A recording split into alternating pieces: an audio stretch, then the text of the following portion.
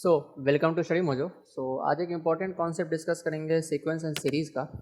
तो मेथड पता होना चाहिए, बहुत जगह हेल्प करता है डायरेक्ट किसी सीरीज़ का सम निकालने में, या जनरली इसका यूज़ होगा वो होगा आरथ टर्म निकालने में, क्योंकि कन्फ्यूजन होता है ना कि कुछ सीरीज़ दे दिया कुछ दे दिया, उसमें आरथ टर्म कैसे निकालें। तो इसकी हेल्प से डायरेक्ट निकाल पाएंगे आरथ टर्म बहुत ईजिली, और काफ़ी सारे सीरीज़ को सॉल्व करने में भी हेल्प करेगा। स्टार्ट करते हैं। तो दो पार्ट में होगा ये मेथड ऑफ डिफरेंस। पहला जब केथ ऑर्डर डिफरेंस एपी में हो, दूसरा जब केथ ऑर्डर डिफरेंस जीपी में हो। तो स्टार्ट करते हैं पहले एपी वाले से, क्योंकि ज़्यादा सिंपल वही है। सो होगा क्या, जैसे फर्स्ट करते हैं केथ ऑर्डर डिफरेंस। अभी समझ में आ जाएगा सब कुछ जब एग्जांपल से डिस्कस करेंगे। Kth order difference in AP मतलब क्या हुआ इसका।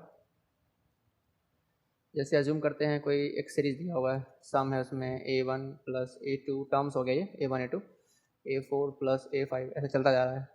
अब अगर हम दो कंजिक्यूटिव टर्म्स का डिफरेंस लें, जैसे a1 a2 का डिफरेंस लिए तो मान लेते हैं कुछ b1 आ गया, a2 a का डिफरेंस लिए तो कुछ b2 आ गया, इसका डिफरेंस लिए तो कुछ b3 आ गया, इसका डिफरेंस लिए b4 आ गया, इस तरह से आ गया। यहाँ से फिर आगे बढ़ेंगे, अब इन दोनों का डिफरेंस लेंगे, तो जैसे मान लेते हैं ये कुछ c1 आ गया, फिर ये कुछ c2 आ गया, फिर ये कुछ c3 आ गया, चलता जाएगा। तो इसका डिफरेंस लिए तो d आ गया। अब d का अगर फर्दर लेंगे तो 0 हो जाएगा, तो जहाँ पर ये मतलब सेम होने लग गया वहाँ रुक जाएंगे। तो अब यहाँ पर हमको निकालना होगा कि सम ऑफ n टर्म्स क्या होगा, और rth टर्म मान लो हमको ये चाहिए a4 चाहिए, तो डायरेक्टली कैसे लिखेंगे वो निकालना होगा। तो कैसे लिखेंगे वो देखते हैं। तो पहले डिस्कस करते हैं सम ऑफ n टर्म कैसे लिखेंगे। तो सम ऑफ n टर्म लिखने के लिए पहला यहाँ a1 स्टार्ट करेंगे। सो a1 into n upon 1 factorial plus b1 into n minus 1 upon 2 factorial. देखो बहुत सिंपल है, स्टार्ट किए 1 से n से अप्लाई किए। अब जितना यहाँ n का टर्म होगा ना उतना ही फैक्टोरियल नीचे आएगा। जैसे n का एक टर्म है तो 1 फैक्टोरियल, फिर n का दो टर्म आया n माइनस 1, यहाँ आएगा 2 फैक्टोरियल प्लस यहाँ लिखेंगे c1, फिर n माइनस 1 ऐसे बढ़ते जाना है, n माइनस 2 अपॉन, अब n कितना टर्म है, 3 टर्म है तो हो जाएगा 3 फैक्टोरियल प्लस, अब यहाँ d है तो d n minus 1 n minus 2 n minus 3 upon 4 factorial. अब इसके आगे तो जीरो होगा तो कोई सेंस बनता नहीं लिखने का, तो यहाँ पर रुक जाएंगे। इस तरह से हम किसी भी सीरीज़ का सम ऑफ n टर्म लिख सकते हैं। अब हमको लिखना है rth टर्म, तो याद रखेंगे series sum of n terms को ही, और इसी से हम इजीली याद रख सकते हैं nth टर्म को भी। कैसे, क्या करना है ना, इस पूरे इक्वेशन में हम डिवाइड कर देंगे n से, तो n से डिवाइड किए तो हो गया a1, n गायब हो गया। अब यहाँ पर n का कितना टर्म है, कोई भी टर्म नहीं है, इसका मतलब हो जाएगा 0 फैक्टोरियल प्लस 0 फैक्टोरियल क्या होता है 1 हो गया चलिए। अब यहाँ पर n डिवाइड करके कितना हो गया b1 into n minus 1, n का कितना टर्म आया, एक टर्म आया तो 1 फैक्टर हो जाएगा प्लस यहाँ पर डिवाइड के n से तो क्या आया n माइनस 1 n माइनस 2, तो c1 into n minus 1 n minus 2 upon, अब दो टर्म है तो हो जाएगा 2 फैक्टोरियल। उसी तरह प्लस d n गया तो n minus 1 n minus 2 n minus 3, और यहाँ हो जाएगा 3 फैक्टोरियल। तो ज़्यादा ईजी याद रखना है सम ऑफ n टर्म्स को, एंड देन वहाँ n से डिवाइड करके जितना n का टर्म है उतना फैक्टर लेते चल जाओ। अगर याद हो पाए तो ठीक है, नहीं तो हम तो ऐसे याद ही हैं, सम ऑफ n टर्म याद कर लिए, इसमें डिवाइड कर दिया n से, जितना n का टर्म उतना फैक्टोरियल। तो इस तरह से हम लिख सकते हैं सम ऑफ n टर्म्स और nth टर्म। अब एग्जांपल देखते हैं, ज़्यादा क्लियर होगा। तो एग्जांपल के लिए हम जैसे लेते हैं एक सीरीज़ कंसिडर करते हैं 5 प्लस 12 प्लस 31 प्लस 68 प्लस 129 ऐसे चलता जा रहा है n टर्म्स तक। सो यहाँ n टर्म्स तक का सम निकालना है। तो पहले हम rth टर्म निकाल देखते हैं कि हो पाता है कि नहीं। सबसे पहले क्या करना है, हमको निकालना होगा डिफरेंस। तो डिफरेंस कैसे करेंगे, 12 माइनस 5 7, ये हो जाएगा 19, ये हो जाएगा 37, ये हो जाएगा 61। अब यहाँ फिर इसको करेंगे तो 12, ये हो जाएगा 18, ओके। सो ये कितना हो गया 24, फिर यहाँ से हो जाएगा 6, ये हो जाएगा 6, इसके आगे तो फिर 0 हो गया, तो ये निकल गया। अब यहाँ जो हम बोल रहे थे ना kth ऑर्डर, ये फर्स्ट ऑर्डर डिफरेंस हुआ, ये थोड़ा टर्मिनोलॉजी समझना होगा। ये हो गया फर्स्ट ऑर्डर डिफरेंस, फिर ये निकाले, ये हो गया सेकेंड ऑर्डर डिफरेंस, ये हो गया थर्ड ऑर्डर डिफरेंस, और इसके आगे 0 हो गया तो इसका क्वेश्चन नहीं बनता। तो यहाँ पर ये kth ऑर्डर मतलब हो गया, यहाँ हो गया थर्ड ऑर्डर डिफरेंस हो गया। ये इसका यूज़ आएगा टर्मिनोलॉजी का, इसलिए बता दिया। ओके, तो हमको लिखना है rth टर्म पहले। तो rth टर्म क्या होगा इसका, ये पहले सम ऑफ n टर्म्स निकाल लेते हैं, उससे r टर्म निकालेंगे, ज़्यादा ईजी पड़ेगा। तो सम ऑफ n टर्म्स, तो उससे क्या कर सकते हैं, यहाँ पर सबसे पहले 5, तो 5 into n plus 7 into n n minus 1 upon 2 factorial plus 12 n minus 1 n minus 2 upon 3 factorial and plus 6 n minus 1 n minus 2 n minus 3 by 4 factorial. So simplify कर लेता था तो 5n plus 7n n minus 1 by 2 plus ये हो जाएगा 6a2 तो 2n n minus 1 n minus 2 plus ये हो जाएगा 4 n minus 1 n minus 2 n minus 3 by 24 का यहाँ 4 हो जाएगा. ओके अब यहाँ से सिंप्लीफाई भी कर सकते हैं अगर, लेकिन एग्जाम में अब सिंप्लीफाई करने में टाइम वेस्ट करने का कोई सेंस नहीं है.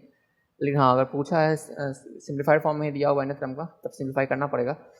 तो इसको अगर सिंप्लीफाई करेंगे ना तो ये आ जाएगा n प्लस 1 बाई 2 का whole square plus 4n sum of n terms का. तो ये हो गया सम ऑफ n टर्म्स. इसको सिंप्लीफाई करने पे आ जाएगा. अब यहाँ हमको लिखना है आर टर्म, तो आर टर्म भी लिख सकते हैं इजीली. तो आर टर्म क्या हो जाएगा, यहाँ डिवाइड कर दिया n से तो हो जाएगा 5 प्लस यहाँ हो जाएगा 7n माइनस 1 फिर हो जाएगा यहाँ पर 2n माइनस 1 n माइनस 2 और यहाँ हो जाएगा 2 फैक्टर का 2 ये हो गया 6 फिर प्लस यहाँ पर तो 6 n minus 1 n minus 2 n minus 3 upon 3 factor कितना हो जाएगा यहाँ से 6 तो ये कैंसिल ही हो गया यहाँ तक. ठीक है अब यहाँ हम निकाल देख लेते हैं कोई भी. तो जैसे हम यहाँ पर फोर्थ टर्म निकालते हैं तो फोर्थ टर्म है 68 देखते हैं आता है कि नहीं. तो अगर हम 4 रख दिए तो यहाँ पर हम निकाल जाते हैं T4 5 प्लस 7 इंटू 3 हो गया plus 6 4 minus 1 3 4 minus 2 plus 3 into 2 into 1 ये आ गया 5 प्लस 21 प्लस 36 प्लस 6 तो 42 26 42 प्लस 26 तो यहाँ से आ गया 68. तो यही फोर्थ टर्म था. इस तरह से हम एन टर्म्स का सम भी निकाल सकते हैं और आर्थ टर्म भी निकालना होगा तो निकाल सकते हैं. तो ये एक बेसिक एग्जांपल हो गया. और प्रैक्टिस करना है प्रॉब्लम्स तो अगर कोई सीट के बुक बना रहे हो तो वहाँ काफ़ी सारा क्वेश्चन मिल जाएगा इस तरह का, या फिर चैनल पे काफ़ी सारा प्रॉब्लम पड़ा हुआ है जो सॉल्व हो सकता है इस मेथड से, तो ट्राई कर सकते हो वो भी. ओके अब चलते हैं सेकेंड पार्ट पर जब kth ऑर्डर डिफरेंस जीबी में होगा. तो सेकेंड पार्ट है when kth order difference is in GP. इसमें क्या करेंगे वो देखते हैं. Okay so second case discuss करते हैं when kth order difference is in GP. ठीक है तो यहाँ पर क्या होगा, जो nth टर्म होगा उसको हम गिव कर सकते हैं कैसे, a इंटू आर का power n plus k minus 1th degree polynomial. तो वहाँ जो हम बताए थे नोटेशन kth ऑर्डर डिफरेंस का वो यहाँ यूज़ होगा kth माइनस 1 डिग्री पॉलिनोमियल. अब पहले एक एग्जांपल समझ लेते हैं ज़्यादा क्लियर हो जाएगा. तो एक सीरीज कंसिडर कर लेते हैं. सीरीज हो गया जैसे 3 plus 6 plus 11 plus 20 plus 37 plus 70. तो स्टार्ट करते हैं पहले डिफरेंस निकालने से. तो डिफरेंस क्या हो जाएगा, तो ये हो जाएगा 3, ये हो जाएगा 5, ये हो जाएगा 9, ये हो जाएगा 17, ये हो जाएगा 33, फिर ये हो जाएगा 2 4 8 और 16. सो आई गेस आपको दिख रहा होगा यहाँ पर 2 4 8 16 यानी कि डबल होते जा रहा है, यानी कि एक जीपी है. तो यहाँ पे प्रूव हो गया कि जीपी आ रहा है kth ऑर्डर डिफरेंस. अच्छा kth यहाँ पे ऑर्डर जो निकला होगा उसका भी यूज़ पड़ेगा. तो ये क्या है फर्स्ट ऑर्डर डिफरेंस, ये क्या है सेकेंड ऑर्डर डिफरेंस. अब यहाँ पर जो इसका rth टर्म होगा उसको हम डायरेक्टली लिख सकते हैं a into r s to power n. R क्या है यहाँ पर इस वाले केस में, आर क्या है, ये कॉमन रेशियो है जो जीपी बनेगा उसका.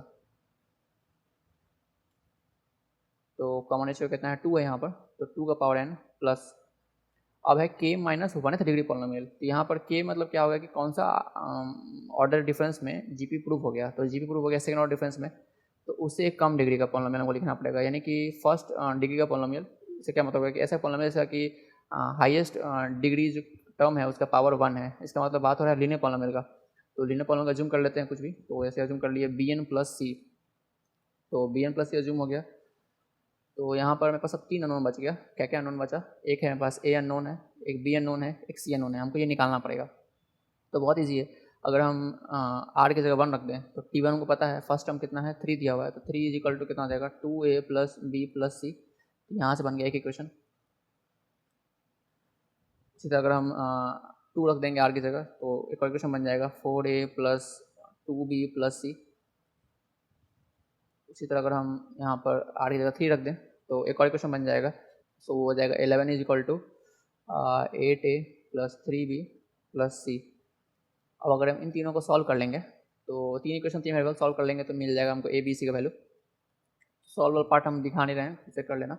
तो यहाँ से आंसर आ जाएगा ए का वैल्यू 1, बी का वैल्यू 1, a1 हो जाएगा, b1 हो जाएगा, c0 हो जाएगा। a1 हो गया 2 का पावर n प्लस b1 हो गया n। इसका मतलब आर टर्म जो हो जाएगा वो हो जाएगा 2 का पावर n प्लस n।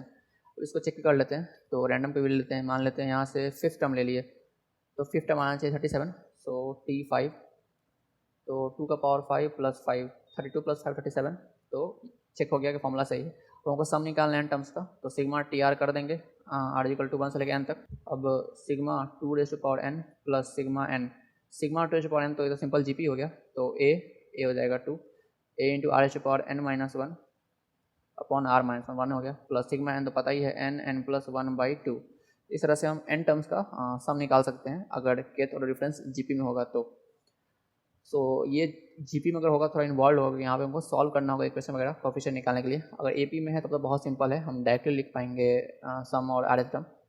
सो ये तो हो गया बेसिक कॉन्सेप्ट। प्रॉब्लम्स अगर बनाना है तो टेलीग्राम चैनल में काफ़ी सारा प्रॉब्लम्स पड़ा हुआ है, या फिर जो भी सीट बुक फॉलो कर रहे हो वहाँ भी जहाँ न्यूमेरिकल वैल्यू दिया हो ना इस टाइप का, वहाँ पे जरूर ट्राई करना, मैक्सिमम क्वेश्चन इस मेथड से जरूर हो जाएगा। अब जैसे यहाँ पर इस टाइप को दे दिया sigma r square minus r, इस टाइप को दिया हुआ है तो वहाँ जनरली वीएन मेथड या फिर जो नॉन रिजल्ट होता है सिग्मा आर स्क्वायर उससे बन रहा होगा। लेकिन अगर न्यूमेरिकल वैल्यू दिया हुआ है इस टाइप का तब 90% चांस है कि वो इस मेथड से जरूर बन रहा होगा, तो ट्राई कर देखना। सो अब यहाँ कुछ नॉन रिजल्ट्स को प्रूव कर देखते हैं इस मेथड से, ताकि पता चले कि हाँ कितना हेल्पफुल होगा मेथड।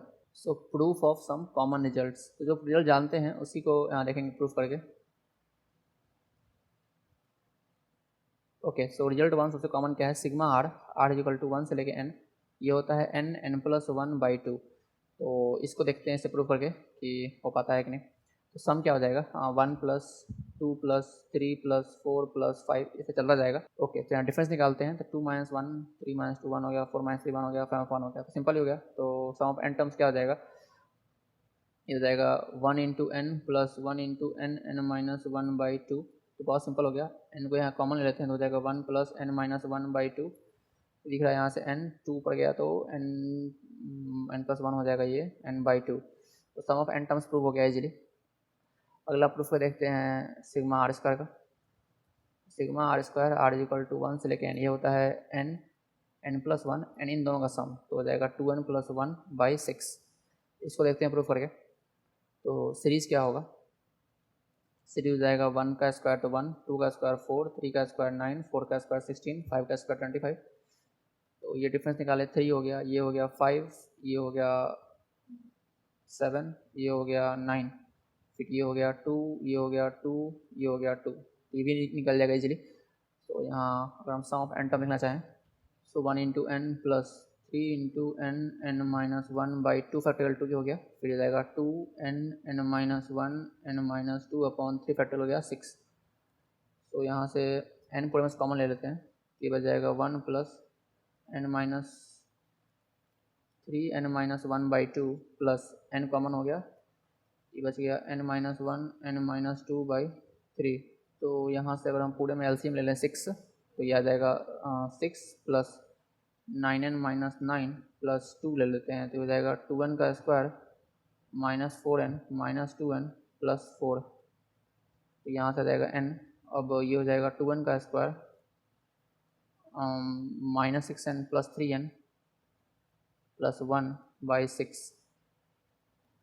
अब अगर इसमें ध्यान दें तो n इजिकल टू में कल से -1 एक रूट हो जाएगा इसका, 2 माइनस यहाँ, तो n इक्वल -1 रूट हो गया, इसका मतलब n प्लस 1 एक फैक्टर है इसका। तो यहाँ से n प्लस 1, अगर यहाँ हम ले लें 2n प्लस 1, इसको देख सकते हो 2n का स्क्वायर प्लस 3n प्लस 1 आ रहा है बाई 6, ये भी प्रूफ हो गया।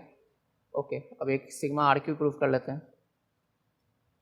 जैसे जैसे डिग्री बढ़ता जाएगा ज़्यादा कैलकुलेशन करना पड़ेगा, लेकिन अगर एग्जाम में आता है तो अगर सिर्फ सम निकालना है तो सिम्प्लीफाई नहीं कर सकते, हम डायरेक्टली इसी में वैल्यू पुट कर सकते हैं। यहाँ जो निकाले ये टर्म इसी में डायरेक्टली वैल्यू पुट करके हम निकाल सकते हैं, सिम्प्लीफाई करने में टाइम वेस्ट नहीं करना होगा। लेकिन हाँ, अगर यहाँ दे रखा है कुछ फॉर्मेट में सिम्प्लीफाइड फॉर्मेट में तब सिम्प्लीफाई करना पड़ सकता है। ओके, तो थर्ड नंबर है सिग्मा आर का क्यूब आर इक्वल टू 1 से n। तो यहाँ इसका भी पता रिजल्ट होता है n+1/2 का होल स्क्वायर।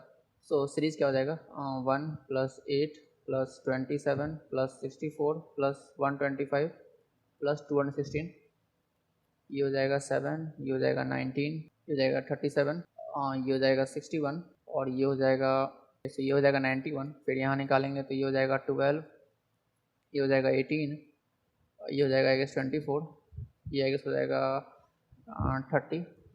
ओके, तो यहाँ दिख रहा होगा ये हो गया 6, ये हो गया 6, ये हो गया 6। तो यहाँ से आ गया AP में। तो सम ऑफ n टर्म्स निकालते हैं। अब सम ऑफ n टर्म्स में क्या हो जाएगा, तो 1 × n + 7 × n(n-1)/2 + 12n(n-1)(n-2)/3 factorial + 6n(n-1)(n-2)(n-3)/4 factorial. Okay, तो यहाँ से अब निकालना है सम ऑफ n टर्म्स। तो इसको कर देते हैं फास्ट फॉरवर्ड, क्योंकि कैलकुलेशन दिखाने का कोई सेंस नहीं बनता। तो फास्ट फॉरवर्ड करते हैं यहाँ से।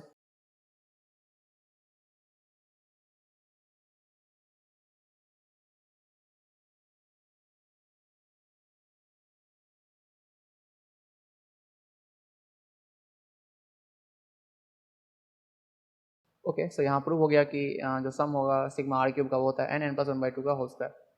ओके, अब एक यहाँ होमवर्क की तरह ट्राई करके लाना, ग्रुप में पोस्ट करना अप्रोच। जैसे कुछ इस तरह का अप्रोच होगा, अगर ट्राई करेगा तो यहाँ देखो तो 24 आ गया ना, तो 24 हो गया। यहाँ पर के थोड़ा डिफरेंस जैसे आगे करेंगे तो 0 हो जाएगा। तो इसको सिंप्लीफाई करना मेथड से, तो लास्ट में ये आ जाना चाहिए। सो ट्राई करना है इसको, ग्रुप में पोस्ट करना। और जो भी चैनल ज्वाइन नहीं किया अभी तक ज्वाइन कर लेना, काफ़ी सारा वहाँ पे प्रॉब्लम्स है, प्रैक्टिस के लिए हेल्प करेगा। और नेक्स्ट टॉपिक क्या होना चाहिए ना, उसके लिए वोटिंग करना। चैनल उसका भी दिया हुआ है पिन कमेंट डिस्क्रिप्शन में। तो 3 चैनल का बेसिक लिंक दिया हुआ है। एक है डिस्कशन चैनल, जहाँ पर डिस्कशन कर सकते हो अपने आपस में। एक है क्वेश्चन वाला चैनल, जहाँ पर प्रैक्टिस कर सकते हो क्वेश्चन का, सोल्यूशन भी वहाँ पर है सारा, बहुत सारे क्वेश्चन का, 5-6 का क्वेश्चन है वहाँ पर टॉपिक वाइज। और थर्ड चैनल है वोटिंग के लिए, जहाँ पर नेक्स्ट टॉपिक क्या चाहिए, किस पर चाहिए, वो बता सकते हो। सो ये इंपॉर्टेंट वीडियो था, इसलिए बना दिए। हो सकता है बहुत लोगों को पता होगा, लेकिन जिसको नहीं पता है उसके लिए जानना जरूरी है, क्योंकि बहुत जरूरी होने वाला है इसका। सो नेक्स्ट टॉपिक क्या होना चाहिए बताना। हम चाह रहे हैं तो 11th टॉपिक कवर करें। तो सीक्वेंस सीरीज में और क्या क्या टॉपिक चाहिए, VN मेथड के ऊपर वीडियो चाहिए। अगर शॉर्टकट वगैरह की, अगर जैसे सिग्मा 1/r -1/r+5 दिया हुआ है, तो बिना वो लिखे कि 1 - 1/6 ऐसा लिखें, फिर कट करें, डायरेक्टली कैसे आंसर लिखते हैं, या फिर इस टाइप का पैटर्न 1r+1r+2। सो डायरेक्टली कैसे इसमें हम इसको ब्रेक कर लेंगे दो इसमें, वो चीज़, या इस टाइप का r+1 हो, r+2 हो, इसको कैसे डायरेक्टली हम ब्रेक करेंगे दो में। और इस टाइप का ट्रिक्स से वीडियो चाहिए तो बताना, या और कुछ चाहिए तो बताना। 11th चाह रहे हैं थोड़ा कवर करें। बाकी इंटीग्रेशन काफ़ी सारे वीडियो अगर अपलोड कर दिए हैं, वो देखना हो देख सकते हो। So that's it for this video. Thanks for watching. See you again next video.